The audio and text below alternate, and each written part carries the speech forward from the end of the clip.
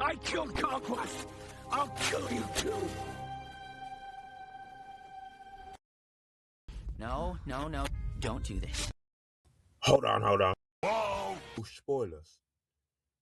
This is When Bros Fighting Fandom, and we're going to look at everyone's new favorite brutal superhero series. What? Can't say him. So why can't we say... Saying what?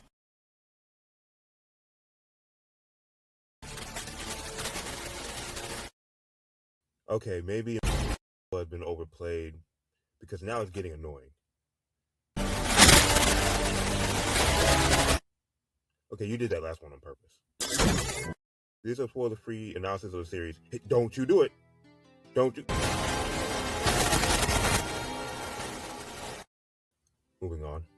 A lot of was centered around the physical militancy of our favorite indestructible alien race. And we've noticed this has a large effect on the entire series.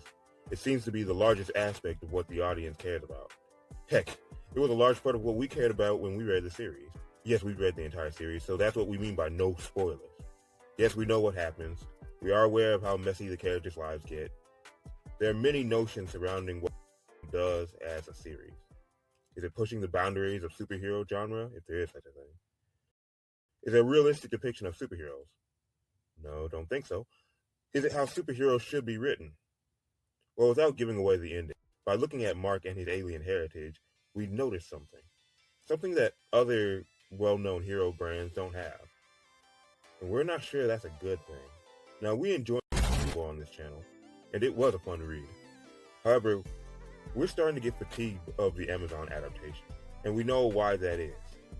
Crazy that we're doing a video before a Superman or Batman video. Especially considering Batman is considered one of the martial art kings of comic book characters, at least by today's standards. It wasn't how it was before. We're talking about Batman using martial arts. Starting with the argument of realism is a false notion. None of this is realistic. You can use realism as a storytelling tool if you want to tell a grounded story, but those stories are typically short and, more importantly, limit the story to only include elements that are actually known in real life.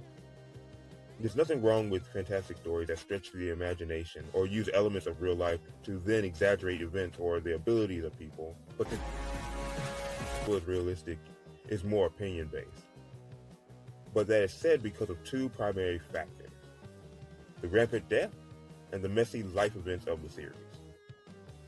When you have so much random death for the false notion of this is realistic, if people in the real world have these extraordinary abilities, it begins to have an unintentional side effect on the series. We don't know of Kirkman's intentions. This is more so the fan consensus, but we'll briefly touch upon this consensus and what it actually is. Not only does death cheapen and start to have very little meaning, but it also makes our protagonist not look like a hero. He is not only inept because he can't save you. There's an unintentional side effect in which his life becomes more important than the lives of those he is supposed to be risking his life to save. Yes, we are entertained by the events of his life. We wince at how messy it gets. But in the end, he just seems to shake it off. Others can't shake it off.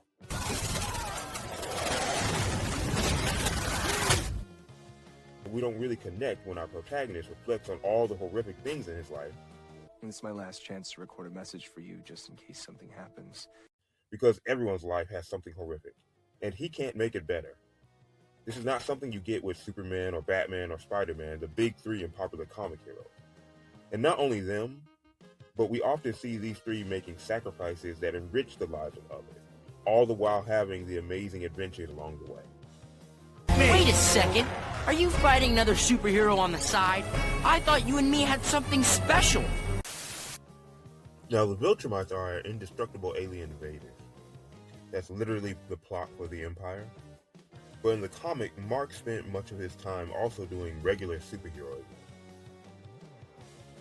We've already discussed their go-to move on this channel, which is used so often that it's pretty much become iconic. Something tells me that I should say. Say it! Oh, hell no. Hey, if they can keep flashing. However, this is what you get when you write a story where the physical superiority and materialistic viewpoint is the only way to engage in combat and contains a singular narrative. The only way to threaten the hero and raise the tension is through physical superiority. There are clear demonstrations of Viltrumite superiority.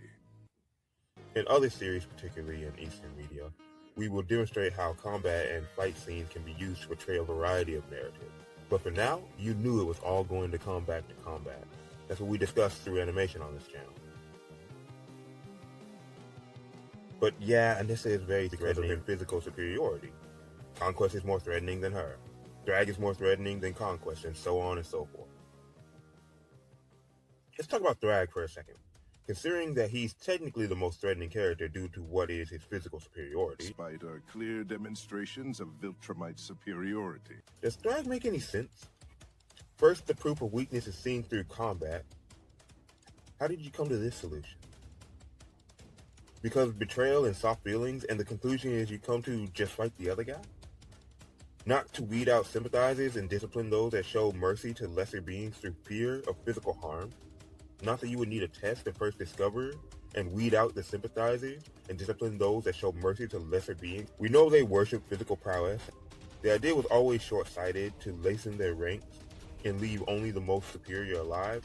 But for this to be the reaction because of the action of an individual that sympathizes with those that the Empire sees as lesser, and then to prove physical superiority through a free-for-all, when you can get sniped by a weaker opponent that waited for a fight between two stronger opponents to be over, it's not the best way to leave only the strong alive. The argument can be made that the strong should be able to survive a free-for-all, but not only the strong would be left, but also those that had the strategic superiority as well. We should go back and reread the comic because we were under the impression that the reasoning was a little different. It made the antagonist look less like a fool. We're starting to think they just wanted this scene and wanted to play up tragic music instead of having a villain that has a coherent belief from said villain's point of view. At least Thaddeus is consistent in his belief, as he gets deeper and darker as he shifts from a sort of liberator to a war criminal in his own self-loathing of his people, which is more than we can say of Thrag, and even more so of other characters from other series that play up the notion of wiping out their group, but that's for another video. Excuse me, Great Thetis, but you keep referring to me as future Grand Regent Thrag. In conjunction with recent events, this is quite worrying, as it would mean that something has happened to our beloved Emperor. I must ask, as the kids would say today, are you tripping? No, it was not my intent to offend you, future Grand Regent Thrag, nor did I mean any disrespect to the Emperor. I respond as the kids say today, I would not trip. I'm tripping, for me it's tripping, you tripping. I'm about to trip right now. I'm going to end this madness. Switching up a bit, a shared oversight between the comic and the animation is that the series generally focuses on physical superiority and the militant attitude that comes with it, which is not entirely the problem. Their strength is needed to back up the beliefs of the Empire. The problem is the effectiveness of the Empire is truly contributed to their military efficiency. Because so much emphasis is placed on the physical strength, we don't get a lot of strategy or focus on the intent, which is typically considered the more dangerous aspects of a strong opponent. This is why many of the fights are the same and ultimately many of the threats don't differentiate itself enough. Although there are a number of events where the threats are remotely different, like this one with the next. Hey, no spoilers. If you know, you know. Even within the series itself, there are creatures that can harm the alien race, proving what makes this group more threatening are their beliefs and military action. In the military arts, it's not just a physical confrontation that is studied, but military strategy as well, that can be applied even in non-combative situations. Now, we have not mentioned Mark's father, and that's primarily because he represents the thesis of the series. But the way it's been handled in the show, you can change the title to Omni-Man's kid. Comparatively to the comics, Nolan was not around as much and Mark had to grow up faster, and we spent more time with that process. With the animation, we got more J.K. Simmons, which is great. Always happy with J.K. Simmons' performances.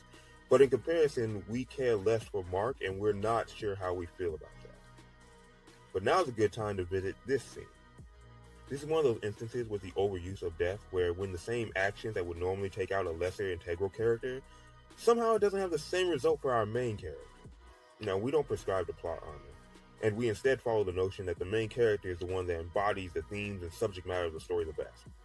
However, the writer needs to craft an instant that seems plausible and cohesive with the story. But this is not one of those instances. It's such a stretch we would possibly consider the notion of plot armor.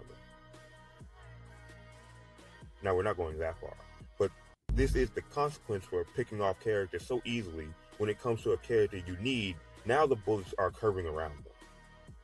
This seems like a video that's constantly disparaging Invincible, but I'm telling you, we enjoy the series overall. The series always had its nitpick issues.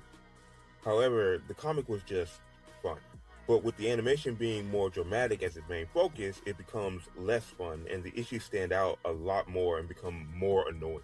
Let's get this out of the way. Not pushing the boundaries of superhero stories. Most everything you see has been done before. It just has one continuous storyline.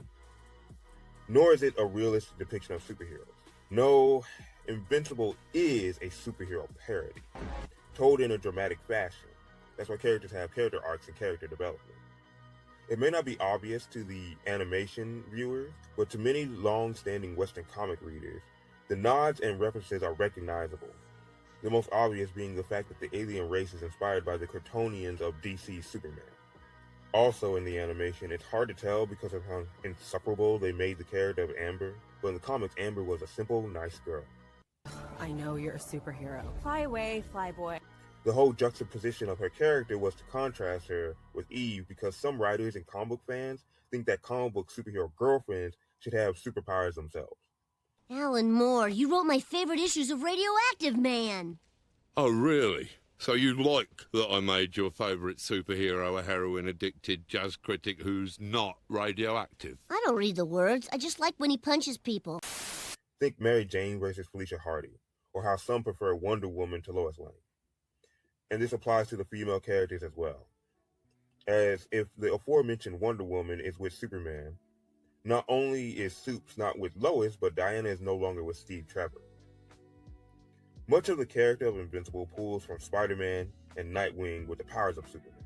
With the creation and conception of the character of Spider-Man, the character was at the center of many events and overcome a number of hurdles that have been used as the baseline for many creators and writers over the years when crafting the life of their characters, including Mark Grayson.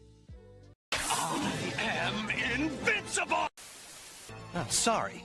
They tell me the blue really brings out my eye. Mint condition Spider-Man #1, please. Oh, Saturn's rings. Let me get that for you.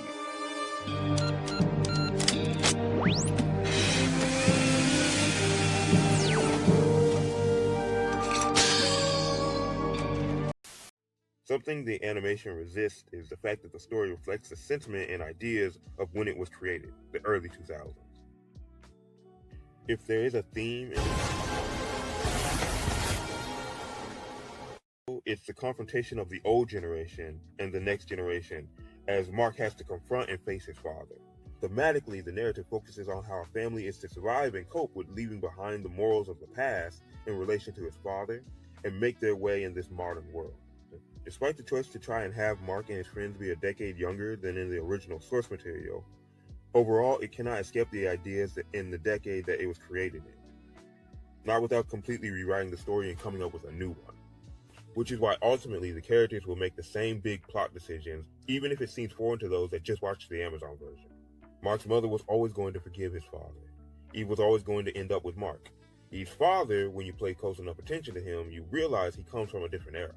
He was always rough around the edges, but his actions made more sense when you realize he's from a different generation. Because in the comics, Mark and Eve are millennials and not Gen Z, with touchscreen cell phones in high school. This places Eve's father being born sometime between 1946 to 1964, instead of 1965 to 1980, as he didn't understand the reason for Eve taking higher-level classes. As a man of his era, those courses were not common, and nor were they demanded of his school year. Seriously? If he was born after 1964, it would be more common to see kids of his child's age having to take pre-cal and even calculus before leaving high school, something he may not even had to take while in college. The series has proven it cannot get out of the 2000s. Despite the small changes, that is also reflected in the combat, as well as why the audience only cares about the Viltrumite. They're the only characters that can provide tension and come off as threatening to the protagonist. In speaking to where this series pulled inspiration from, Superman's thematic notion is woven into his very powers itself. Superman is not a god. I am many things, Kal-El. But here, I am God. But a man with extraordinary ability. The powers themselves are often used as an impetus to adventure and a call to action to help when conventional means aren't enough. There is a danger with Superman, though, as he can easily become a dictator and use his gifts to oppress others, as we see with the Viltrumite Empire. One of the highlights of Invincible is that we get to explore a story that is more often implied in DC Comics, which is, this is how the Kryptonians would behave if there were more of them. However, different from Invincible is the explanation behind Superman's abilities, which come from the Earth's yellow sun. Not only does this provide themes of rejuvenation and renewal, but also ultimately of adoption. Many are distracted by Superman's abilities, and what is forgotten is that they were most likely a metaphor for adoption. He comes from another planet seeking asylum. He adopts the notions of America to take care of the little guy and use his abilities to help others. Although America is not perfect, and from time to time it reminds him he is not completely one of them. He proves that he is the idea of America at its best. Originally, Superman was raised in an orphanage, but with the inclusion of Ma and Pa Kent, his adoption is given more physical form, and his morals are given to him by his parents to solidify that he is of both worlds, but does not have to be completely alien. Those that emphasize his alien nature solely miss the point behind the character. It crafts a story of adoption as well, but to a lesser degree, as it focuses on the relationship between the two generations. And although his father's people are a great inclusion of the series, the simple notion of physical superiority had an effect on said series that made the vast majority of other characters uninteresting, as they could not provide tension or raise the stakes. Invincible could not be created without the previous works of those that came before it. The series parodies and references Western comics as a whole with a continuous story. Decisions in the series are made to reflect the consensus of readers and writers over the years, such as Mark and Eve's relationship. Much combat and conflict boil down to Mark's inherent physical prowess, which does not make much sense when scrutinized. When do you decide what are the physical limits of your superpowered individual? In reality, there are basic functions of every human body, despite the advantages of some, which then combat strategies can center around. Other stories focus on the thematic and spiritual belief aspect of combat, so narratives can be crafted where there is not an over-reliance on physical prowess. This is contributed to a purely materialistic view of combat, and the abilities which can be more so forgiven in the funness of the source material, as many silly and unserious plotlines occur that are tropes that you can only get away with in comics. But with the over-dramatization of the animation, we could not help the feeling that the way the story is now playing out, that Powerplex was right. You can't keep getting away with it! This is about the thousands of people above the law. Never pay for his crimes! Why? You're not listening! What the truth? Invincible! Where is your remorse? Have you no shame for what you've done? The lives you've taken? You think you're above consequences, but you are wrong! You can't keep getting away with it!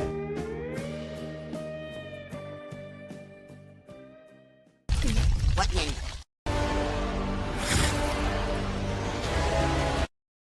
Perhaps the problem with Drag is his beliefs are not clear, because he believes it's okay to wipe his people out through a free-for-all, as this is viewed as honorable somehow.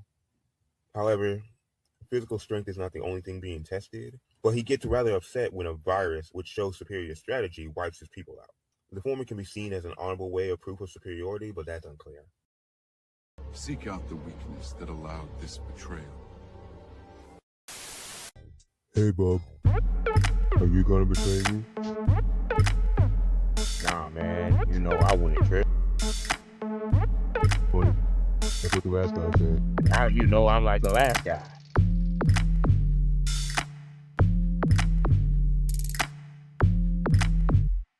I'm done asking questions. made it to the end, consider liking, subscribing, and sharing the video. And check out these videos if you're wondering what the effects of combat have on the story.